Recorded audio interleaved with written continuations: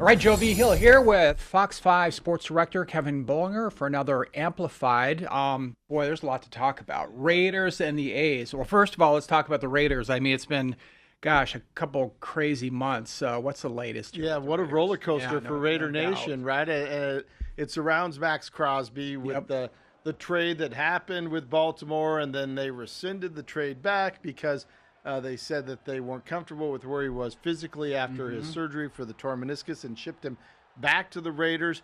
There was a domino effect with that. Let's start with the good. The good is the Raiders got one of the best players in the NFL back on their roster. Right. Now, the part that, they weren't expecting was all of this was done at the start of free agency. And so the Raiders had committed a whole lot of money thinking that they weren't going to have Max Crosby and his $30 million salary cap hit. And then all of a sudden he gets shipped back. And now they have to figure out how to manipulate that $30 million into the cap. Well, the Raiders fortunately had a lot of salary cap space. Right. So they were able to honor all their commitments, unlike the Ravens did with Max Crosby in the trade, and still keep Crosby, at least for right now. And it looks like that it's going to go forward with Crosby being a Raider and the Raiders getting a lot of free agents that are going to help this team in some key need areas like the offensive line, the defensive backfield. They did a lot of work so far in free agency to get this team better. So as things stand now, Crosby is still a Raider. I'm sure there are a lot of fans that are happy about that. Do we know anything about the injury? I suppose when you talk injuries, it's always difficult to know exactly what's happening, how bad it is. Is it not as bad as some people say it is? Is it worse? Well, I mean, it was a torn meniscus that they had to go in and do surgery on, and that's not totally uncommon with an NFL-type injury. And during this whole saga with Baltimore, his surgeon, who is a world-renowned surgeon that does that, actually came out and made a statement and said he's way ahead of schedule in terms of his recovery, as we all expected to be. It's Max Crosby. The guy's a grinder. He goes and works at rehab so hard every day. He's the first one in the Raiders building every morning. And it's funny because after the trade fell apart with Baltimore and they flew him back to Las Vegas, he got back late at night with his family. He was in the building before the sun was up the next morning, rehabbing and getting to work and say, let's go Silver and Black. I'm back with you. Now let's go get this thing turned around. So I think that Max Crosby is going to play some of his best football this year because a guy who already had a motor and a chip on his shoulder has an even bigger chip on his shoulder, feeling internally that he has something to prove even more. So look out rest of the NFL. Yeah, you kind of wonder if the Ravens just got some cold feet. I mean, they probably had a lot of good information, but they just something told them, let's not go forward with this. And that's what happened. And we're 8 or 9 weeks removed from a surgery. What person's going to pass a physical off of that? They knew what they were getting into. It wasn't a secret that he had the surgery. Everybody knew that he did. And so that part made it a little bit of a surprise.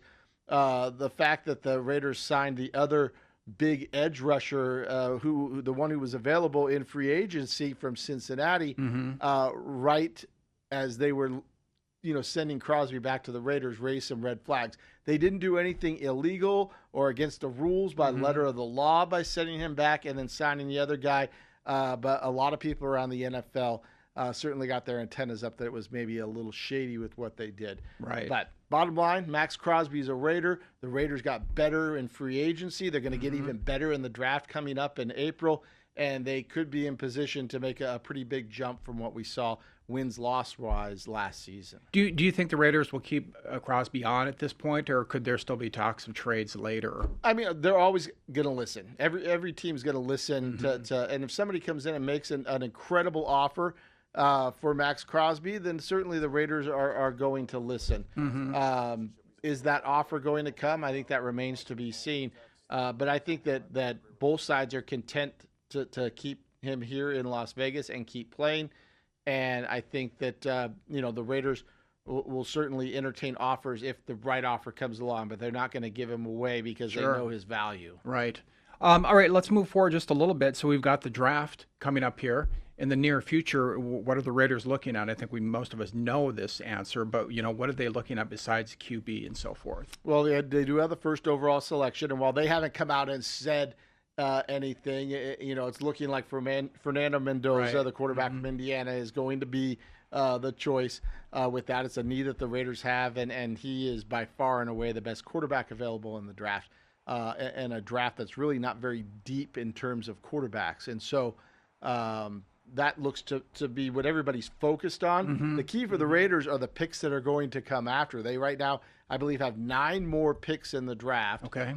No more in the first round as of right now, but they can still get some transformational players in those second and third round picks, especially that they have, that could come in and start right away. And we're talking about another offensive lineman, a number 1 wide receiver potentially to come in out of college, and then maybe a big time defensive player. So a lot of work still to be done with the Raiders, but I think that the opportunity is there for them to really make a splash in the draft outside of just Fernando Mendoza. Do you think this? I mean, most drafts are super important, but is this a make or break situation for the Raiders? I mean, could we see a lot of improvement, making the playoffs this year, winning some games in the playoffs, or is this rebuilding? Well, I mean, we got to be realistic. It's unlikely that they're going to go from the worst record in the NFL to the playoffs in 1 year.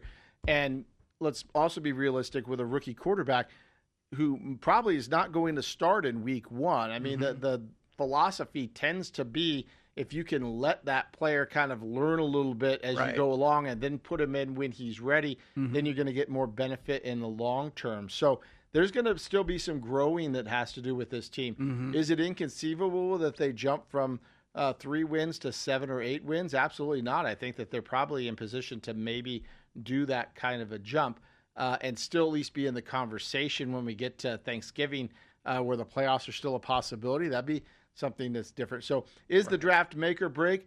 In terms of long-term success, I mean, it's critical. The Raiders have not done well in the draft, and they've only been in 2 playoffs in 2 years for the last like 20 some odd years. Right.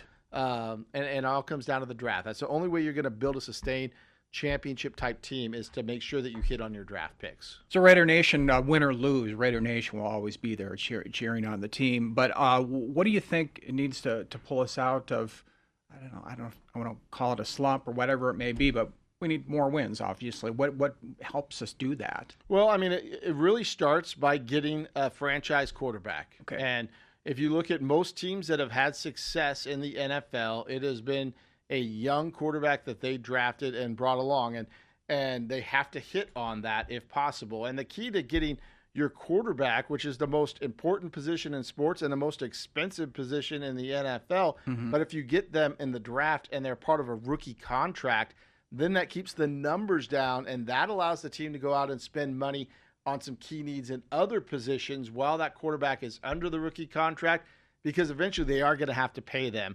And if they have everything else in place, then you're in position to win at that point in year 3 and 4 with that quarterback.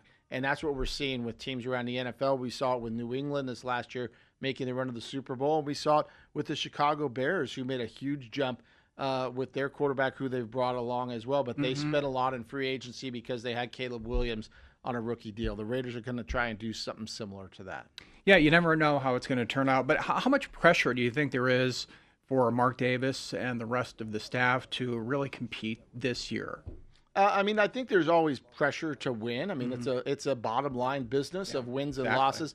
However, I think that this group, for once, they're not looking for the quick fix. And I think that John Spytek, the general manager, is very good at what he does. And I think that he knows, along with Tom Brady, who he's collaborating with on these decisions, that they need to design this roster and get these contracts set for long-term sustainability and success, not just try and get a flash in the pan, because that rarely works where a team can catch fire like that. So patience is going to be a thing. And I know Raider Nation has had to have a lot of patience, but I think they've got some really good people in place that so far seem to be making the right decisions that are going to pay dividends down the road. It might be 2 or 3, 4 years down the road, but it could pay off big for the Raiders. But you never know what'll happen. It's NFL. Exactly. So let's switch over to the A's then. So it's a spring training right now. We see the stadium every day coming along with the anticipated start here in 2028. From what you've seen so far, how are the A's looking in spring training? They are going to be improved, and they are one of the best young offensive teams in Major League Baseball. We saw glimpses of that last year. They had some pitching struggles last year, but if you look at the A's core offensive group, they are young and they are good, and they should hit their prime about the time that they move to Las Vegas in 2028. But if you look at their infield right now, you have Nick Kurtz, the Rookie of the Year at first base. You have Jacob Wilson, the runner-up for the Rookie of the Year. The A's were 1-2 in the AL Rookie of the Year voting, and that doesn't happen very often. And then they're going to have Max Muncy over at third base. They brought in a veteran in Jeff McNeil from the Mets in a trade. He actually played for the Las Vegas 51s when they played at Cashman Field when they were the Mets AAA affiliate, so he's at least familiar with Las Vegas. But they brought in some veteran stability there, and they still have Zach Geloff, and that's where the depth is so good for the A's. You have Zach Geloff, who was supposed to be one of the big up-and-comers in Major League Baseball, and he's going to start the season with the Aviators here in Las Vegas because there's no room for him right now. Right. And in the outfield, you have similar depth as well with some good players. So I think offensively, the A's are going to be very good. Will the pitching hold up? That's going to be the big question mark. How much are they rebuilding, kind of like the Raiders? Are they at the point the Raiders are, or are they past that at this point? Well, baseball is such a different animal from the NFL in terms of their roster because it comes down to the farm systems. But the A's MO over the last many, many years was when the players that they brought up through their farm system, when it was time for them to have to pay them, they would trade them rather than give them the long-term contract. Right. Now the A's are keeping their young talent. We've seen them sign Tyler Soderstrom and Jacob Wilson this offseason to long-term, big-time deals. They're working on getting a deal done with Nick Kurtz right now to make sure that he's an A for a long time.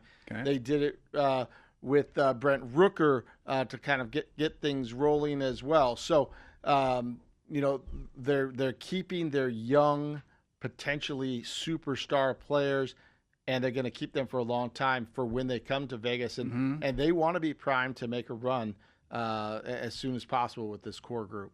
How do you think it is playing, where they're playing? They're in Sacramento, correct?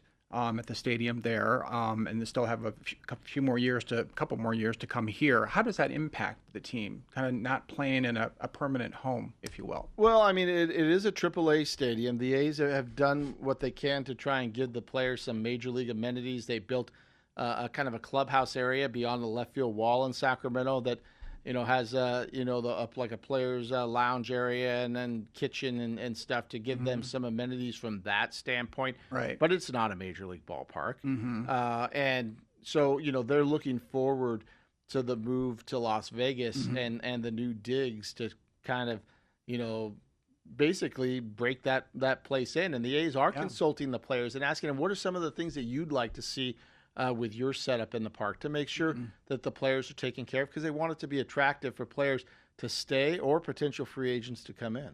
And, and they want some momentum, coming here. So I think, you're spot on as far as, they're working hard right now. They still got a couple more years. And by the time they get here, hopefully the team will be set, if you will, but ready to go for the 2028 season. Hopefully, of course, before that too. You don't want to just nobody's throwing away any seasons here, but we're hoping when they get here they'll be in good shape to play. Well, and think about this fact in terms of, because in baseball you need to have that minor league system that's strong.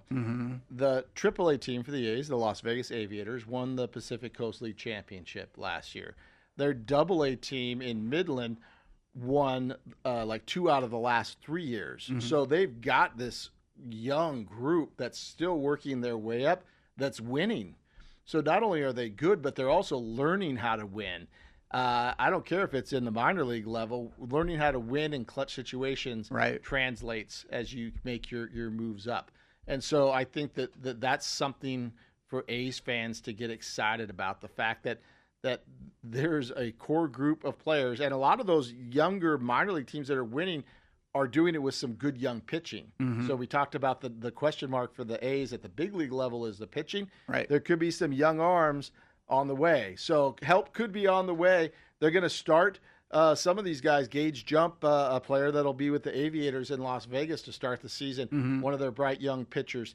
And I think that as people watch, they're going to be like, all right, the kid's going to be all right maybe by the time they get to 2028. What do you think about where we're at as far as sports in Vegas? We've, of course, heard talk about NBA for a long time, Raiders, all the other sports teams, and now we're bringing in baseball. I mean, for the sports people that you talk to, what are people saying about all of this frenzy, if you will? Well, I mean, it's exciting, right? If you're a sports person, how could you not love this? I've been here more than 20 years, and the sports scene here when I got here was a little more limited. UNLV, some UFC, boxing, and the NBA Summer League was just getting going.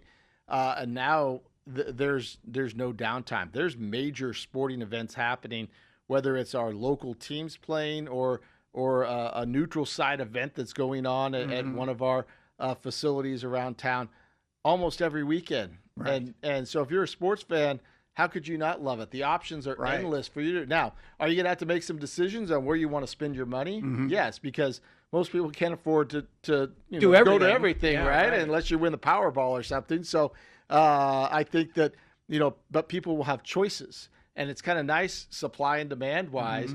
When there's only one choice and everybody has it, the prices are going to go up even higher. So when there's multiple choices, maybe it brings some of that to a little bit more affordable level. I mean, I'm not naive to know that professional sports is not a cheap ticket at any sport anymore. Right.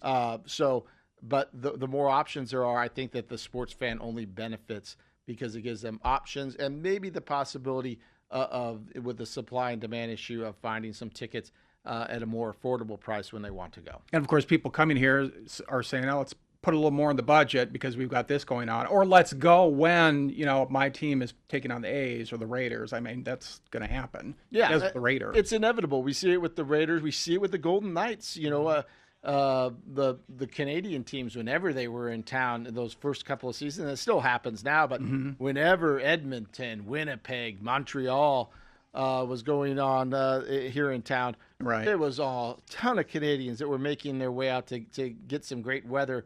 I remember talking during the first couple of years with the Golden Knights when the Montreal Canadiens were in town.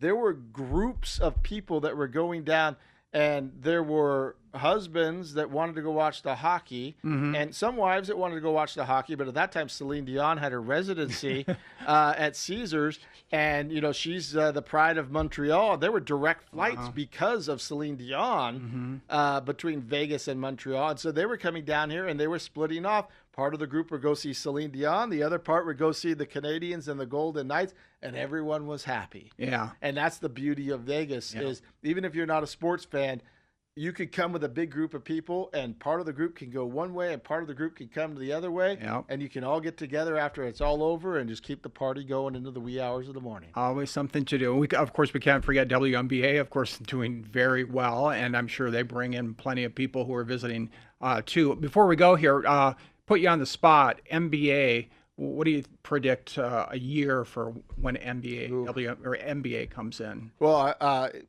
we'll have to see the arena issue is going to be something that they're going to have to figure out. T-Mobile is, able to host NBA games, and so they can do that. They would have to share with the Golden Knights at least while they get their own arena built because any expansion, any team's going to want their own arena because they want to control the inventory of the dates as well. Right. So will they be able to get something built by the time the NBA wants to expand is the question, or are they willing to go play at T-Mobile Arena for a year or two while an arena is being built? Those are questions that I'm sure are being talked about with the NBA Board of Governors before they make the vote on expansion. But they do, want to be in Vegas, and I think that they'll be here. Ironically, it might be around the same time, 28, 29 or so, when the A's come. I mean, it could be a banner year for Las Vegas in 2028. We're hosting the Final Four at the first part of April. A week later, the A's will play their first ever game in the new stadium as the Las Vegas A's. And then potentially in 2029, we could be hosting the Super Bowl in February. there's a possibility of that happening. So we could be going through another incredible stretch run that's going to transform this city as the sports and entertainment capital of the world. More to come. Yes. A lot more to come. We love that. All right, Kevin, thank you.